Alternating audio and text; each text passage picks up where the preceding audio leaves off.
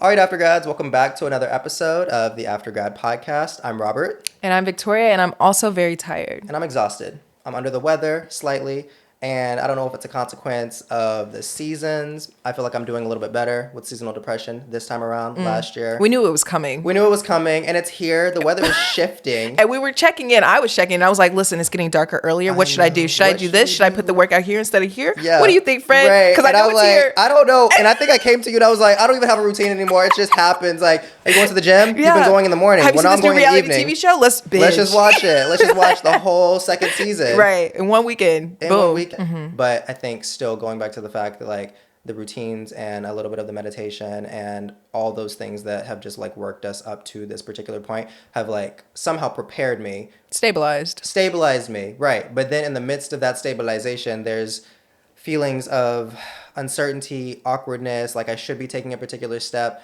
and not knowing what that step should look like. And then just thinking to myself, well, I'm going to just rescind all aspects of control.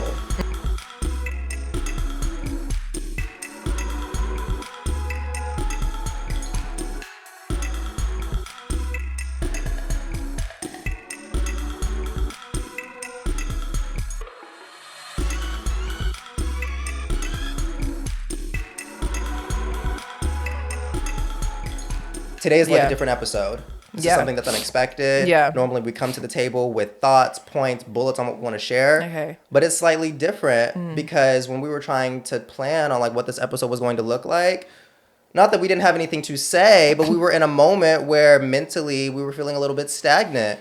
Right? Wouldn't you agree with that? Because stale. Yeah, a little stale. And I mean, for me, it's not like seasonal depression or anything like that. Last year, it really kicked my butt. Yeah. But this year, I think I kind of learned from the steps that I took to prepare for what that experience feels like. And I feel like I'm doing better now. I feel like I'm able to maintain my routine. But every now and then, even the most successful individuals have moments where they feel like, am I even worthy to be talking about specific things? Do I have something to share? Do I have something to offer? And that's kind of the way that I was feeling with our platform. Like, I know that I have interesting things to say, and I know that we always talk about inspiring things that are connecting with aftergrads, and that's totally fair and valid because they shared that information with us.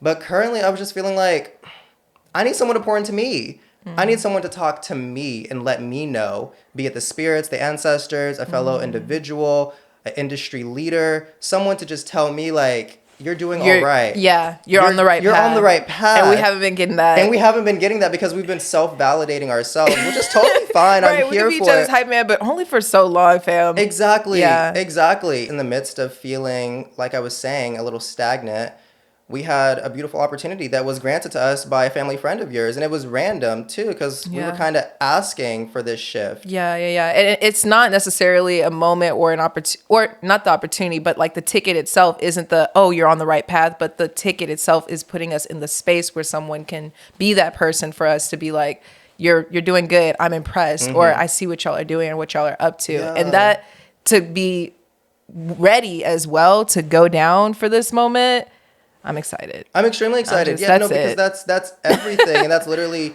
what I was kind of searching for, because I felt like, not that I was like all out of options, but I just needed to see other people. Like, we interact with each other literally every single day, and we can affirm one another with the work that we're creating, but then also to just extend our network and to extend our circle. And that's literally the type of activity that takes place at the conference. It's in Austin. Our recharge. That's what I'm taking it as. Because I'm losing a little battery. I have to keep it quite real. And even my sister came down for the weekend, and I didn't tell you this, but when she called me and she was like, oh, y'all are going to the conference? And I was like, yeah, we're going to the conference. She said, good, because when I came, I could smell the burnt out. And she smelled it? Yeah. She's like, I could sense it. And like, y'all been working really hard, and like, y'all needed a pivot.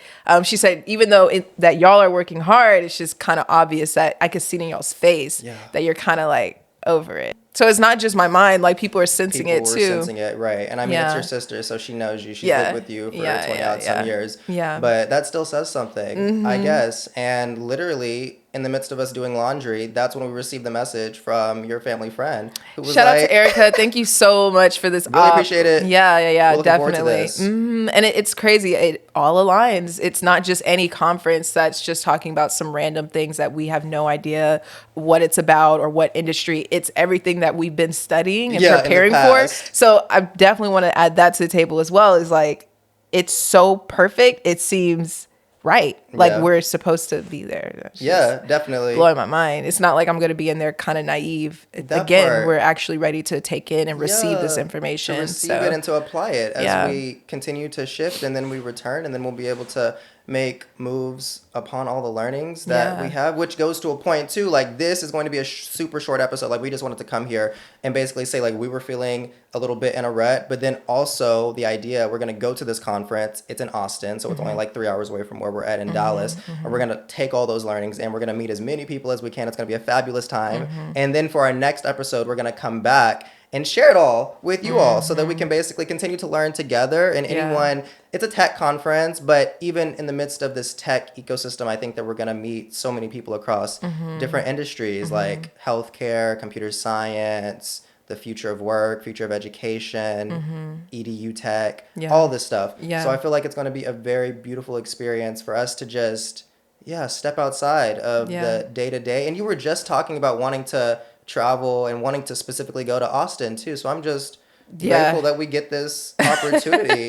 Also, even though I'm very excited about it, I'm also just very go with the flow and see what happens. And I'm not trying to force anything as well as I enter these spaces. I agree. That's totally my mentality. I think that that's the best way. I think I always say this, but just like a balance with everything, because I mean, we're going to be in the midst of literally industry experts. I'm gonna push what is ready. If the opportunity presents itself, of course. This is literally where you can be hired on the spot. That's what I've heard, and they express that in the conference details and also articles and people expressing that, literally sharing their experience. So I think it just depends. I think not having that mentality going in is beneficial because I don't think you want to come on too strong because it is an opportunity to just literally meet people and to just learn. I think that should be the thing that's at the top of your brain, especially for us young aftergrads. I really there was a saying by Ep3 and she was like, don't be the person wearing the stinky coat. So I'm just trying to make sure I don't have that aura on me when I step in the room. So I think you said it best, is like, we're going to be fly on the walls, but we definitely have something to say and we know ourselves. And I think that's very crucial in this stage of everyone's lives, that you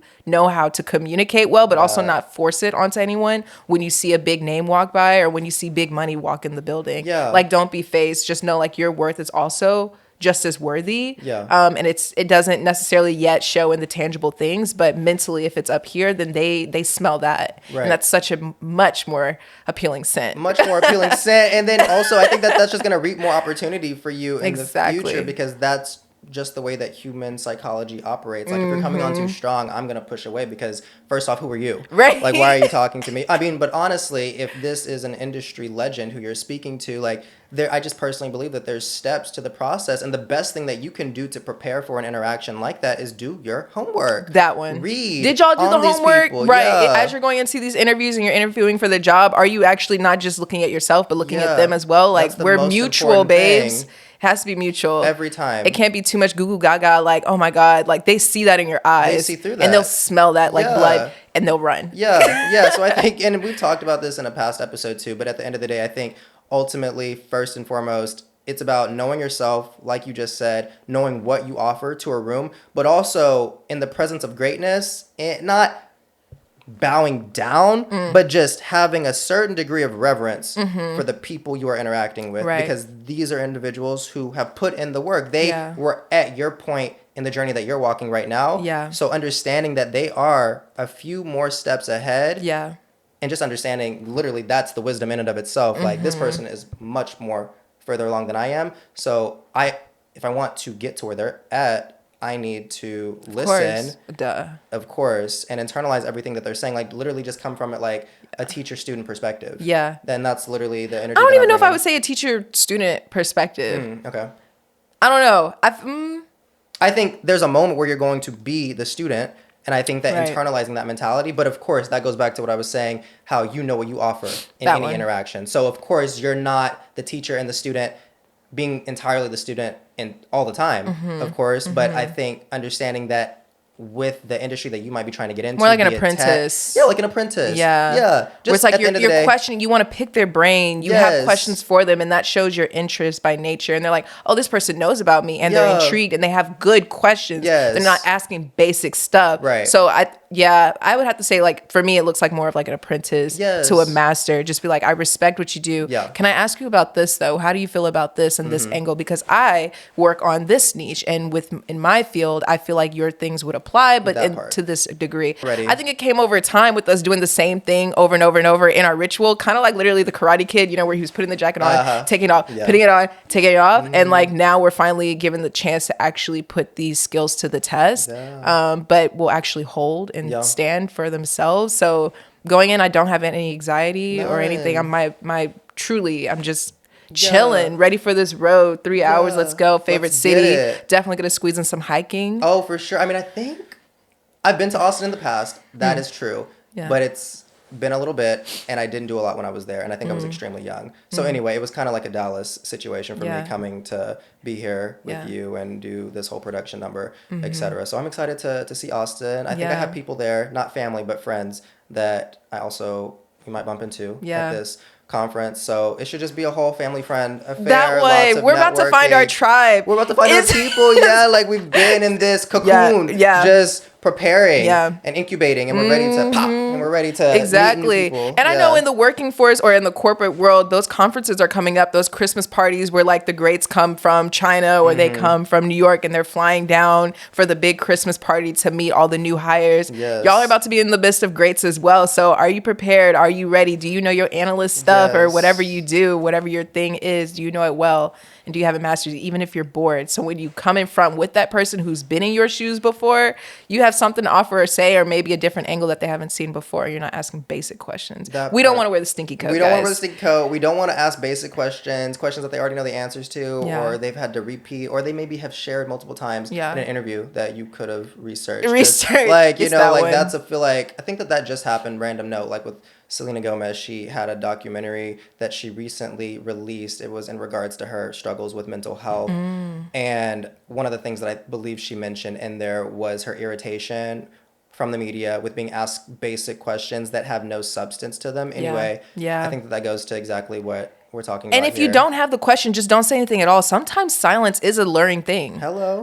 Listen, that's me. Especially being an introvert, I sometimes like to be the last person to speak. And if I don't still have nothing to say, I just won't say anything at all until it actually naturally comes. Don't feel like you have to say something to grab their attention. You never know at any given moment at the cocktail party, they're getting a drink, you're getting a drink. You never know. It will come around, but just manifest it. Don't chase it. That part. That one. Yeah. Well, we're literally moments away from packing up our car, headed to Austin.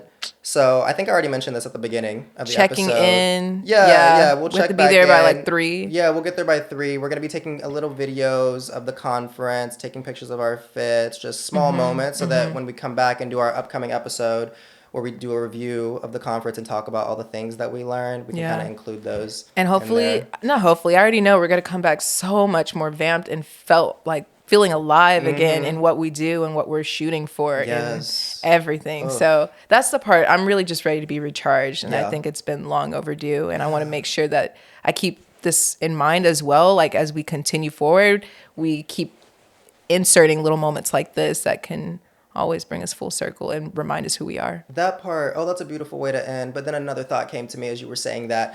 And I feel like, I think we might have said it, but when this opportunity was given to us, personally, you can agree if you like, and if it was true to your experience, but I just felt like I don't really want to go. I don't really want to travel just yet, because then I'm also thinking about the financials that undergirds the opportunity to be able to even do this, and the money isn't coming in like I would like it to. So that was just like a real concern for me. Like, there are opportunities that are happening in my personal career, but still that money isn't being generated in the way that I'd like it to. So that's just been something that's weighing on my spirit. And I know that the ancestors and the spirits, they've covered me, so I'm safe and I'm okay. But still, I haven't experienced that return just yet. So venturing into this territory with that emotion in mind was a little nerve-wracking and scary for me. But I have no doubt that it's going to be an experience. And I think your mom also said this too, like growing up, and my mom is the same way. It was all about like experiences that don't amount to any amount of money. It's the fact that you lived that particular event, you met that particular person that was able to say something to you at a particular moment that changes everything. And that's the mentality that I'm taking with me as we depart and go on this beautiful experience. Yeah, and I to say you asked me if I was feeling the same way. No, I was feeling the exact same way. But then I remember something like my pastor always says, and it's everything is temporary. Everything around us is temporary. So why not just live and like live in the moment and live now? And so I didn't want the financials or my feeling like, you know, I'm in a haze and I'm not there yet to be somebody standing in that room, to be getting in the way of me just being there and being present and losing an opportunity or just losing a fun moment with my best friend at the least. Yeah. So yeah, like that stuff, bills temporary. I don't know if we should really go about life like that, but temporary. Still, it is. It doesn't last long. I think our last realtor, Miss Sharon, even said that. She said, when I was studying for my GMAT or whatever, you just know that this moment is only for a period. This trial is only for a period of time. It's eventually going to end. And that's the only thing about the industry and the way and the route that we chose. We knew taking such a high risk as we are, it's going to eventually reap a big benefit. But unfortunately, we will never know when that benefit hits. And it hasn't hit us still yet. And so for us to just take another leap of faith when we are so exhausted was just like, dang. Okay. Right. But that's what got us here. So it's like, right. So I can't wait. I have a very good sense that big upkeep from the big risk or the risk that we're taking constantly is going to come out of this trip and other things as well. So, you know. There's a good saying, what got you here won't be what get you there. Period. So we can't be just doing the same thing. We can't just stay doing the same thing. So on that note. Another risk, babe.